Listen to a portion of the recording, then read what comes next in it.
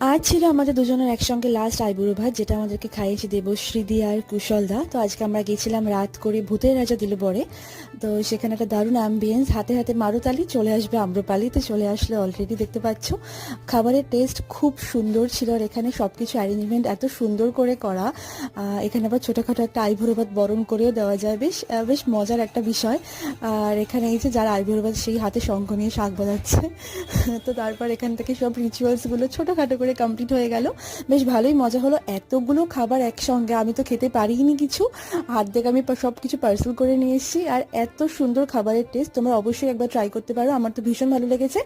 তো আজকে ছিল এটাই আমাদের একসাথে লাস্ট আইবুড়ো ভাত। লাস্টে সবাই বেরিয়ে পড়লাম বাড়ির উদ্দেশ্যে, অনেকটা রাত হয়ে গেছিলো। তো আজকে দিনটা এরকমভাবেই কেটে গেল। আবার দেখা হবে পরের কোনো একটা ভিডিওতে। সবাই খুব ভালো থেকো, টাটা।